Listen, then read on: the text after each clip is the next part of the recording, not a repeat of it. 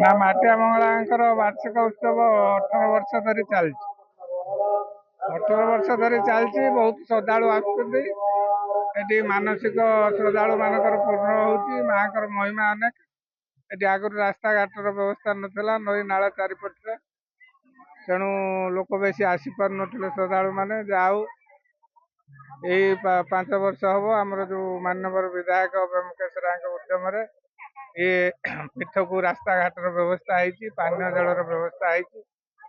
ଆଉ ମନ୍ଦିର ନିର୍ମାଣ ପାଇଁ ମଧ୍ୟ ସେତେବେଳେ ସରକାରଙ୍କ ତରଫରୁ ଆର୍ଥିକ ସହାୟତା ମାନ୍ୟବର ବିଧାୟକ ଯୋଗାଇ ଦେଇଥିଲେ।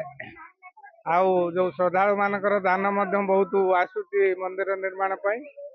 ତେଣୁ ଆମେ ନିଶ୍ଚିତ ଭାବରେ ଏ ଯୋଉ ମାଙ୍କର ପୀଠ ଦିନକୁ ଦିନ ଉନ୍ନତି ହଉଛି ଏବଂ ଅଧିକ ଶ୍ରଦ୍ଧାଳୁ ମାନେ ଆସୁଛନ୍ତି। ଆଗାମୀ ଦିନରେ ମଧ୍ୟ ବହୁତ ଶ୍ରଦ୍ଧାଳୁ ଆସିବେ, ଯେହେତୁ ମାଙ୍କର ମହିମା ଅନେକ।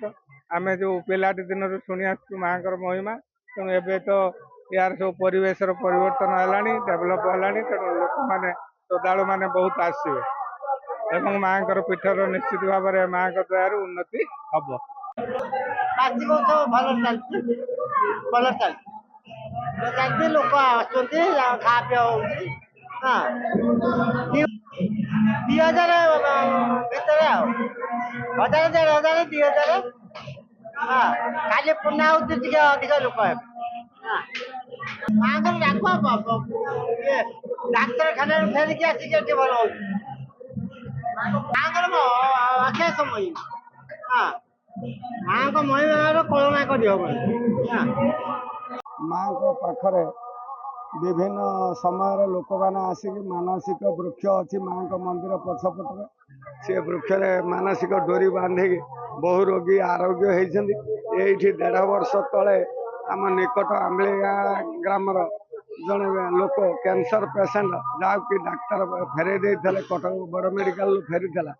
ଏଠି ବର୍ଷେ ଖଣ୍ଡେ ରହିକି 7-8 ମାସ ହବ ଭଲ ହେଇକି ଯାଇଛି। ଏବେ ସେ ସମ୍ପୂର୍ଣ୍ଣ ସୁସ୍ଥ ଅଛି। ଲୋକଙ୍କର ବିଶ୍ୱାସ ଅଛି ମାନସିକ ଡୋରିରେ ବାନ୍ଧି ବହୁ ରୋଗ ଭଲ ହେଉଛି। ରୋଗୀ ମାନଙ୍କର ମାନସିକ ପୂରଣ ହେଉଛି।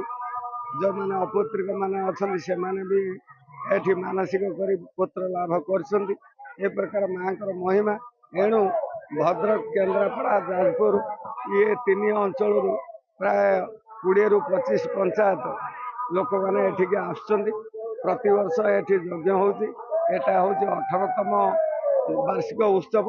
ଆମେ ପ୍ରତ୍ୟେକ ଦିନ 8ରୁ 10,000 ଲୋକଙ୍କୁ କମିଟି ତରଫରୁ ପ୍ରସାଦ ସେବନ କରାହେଉଛି। ଆଉ ଲୋକଙ୍କ ସୁବିଧା ନଥିଲା, ରାସ୍ତାଘାଟ ନଥିଲା। ଏବେ ରାସ୍ତାଘାଟ ହେବା ଫଳରେ ଲୋକ ସଂଖ୍ୟା ବଢ଼ିଛି। ଆପଣ ଦେଖୁଥିବେ ଲୋକ ସଂଖ୍ୟା ବଢ଼ିଛି। ତେଣୁ ଆମେ ସବୁକୁ ଆଖି ଆଗରେ ରଖି ଶୃଙ୍ଖଳାର ସହକାରେ ଆମେ 8ରୁ 10,000 ଲୋକ ମଧ୍ୟାହ୍ନ ଓ ରାତିରେ ପ୍ରସାଦ ସେବନର ବ୍ୟବସ୍ଥା କରୁଛୁ। ଆମିଷ ଭୋଗ ହୁଏ ଏଠାରେ। ଏଠି ସବୁ ଲୋକ ଆସନ୍ତି। ଦିନକୁ 8ରୁ 10 ଜନ୍ତାଳ ମଧ୍ୟ ହୁଏ। ହଜାର ହଜାର ଲୋକ ମଙ୍ଗଳବାର, ବୁଧବାର, ଶୁକ୍ରବାର, ରବିବାର ଦିନ ହୁଅନ୍ତି। ହଜାର ହଜାର ଲୋକ ହୁଅନ୍ତି ଏଠି ଜନ୍ତାଳ ଭୋଗ ପାଇବା ପାଇଁ। ବହୁତ ଦୂର ଦୂରାନ୍ତର ଲୋକ ଆସନ୍ତି। ଯିଏ ଜନ୍ତାଳ କରନ୍ତି ସେମାନେ ଏଠି କମିଟି ତରଫରୁ ଡେକ୍ଚି ହାଣ୍ଡି କୁଣ୍ଡି ଆମେ ତାଙ୍କୁ ଯୋଗାଇ ଦେଉ। ସେ ଆମିଷ ଭୋଗ କରନ୍ତି। ଏଠି ଗୋଟେ ପରମ୍ପରା ରହିଛି ଯେ ଗୋଟେ ପୋଡ଼ା ବଳି ଦିଆହବ, ଅଥଚ କାଟିଥିବା ମାଛ ଏଠି ପୋଡ଼ିକି ମାଙ୍କ ପାଖରେ ଭୋଗ ଲଗାନ୍ତି। ଏଠି ମାଙ୍କର 18ତମ ଜନ୍ମବାର୍ଷିକ ଉତ୍ସବ ପାଳନ କରାଯାଉଛି। ଆଜି 18ତମ ଜନ୍ମବାର୍ଷିକ ଉତ୍ସବର ଦ୍ୱିତୀୟ ଦିନ।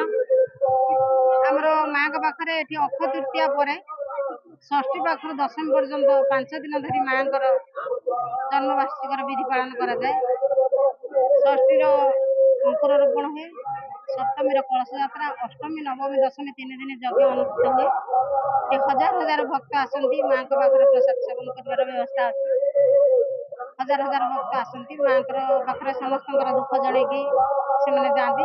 ଏଠି ମା ହଉଛନ୍ତି ବିଶ୍ୱାସର ମା। ସମସ୍ତଙ୍କର ବିଶ୍ୱାସ ଅଛି ଏଠି ମାଙ୍କୁ ବିଶ୍ୱାସରେ ଡାକିଲେ ମା ନିଶ୍ଚିତ ଡାକ ଶୁଣନ୍ତି। ଏଇ ବିଶ୍ୱାସ ନେଇକି ଏଠିକି ବହୁତ ଭକ୍ତ ଆସନ୍ତି।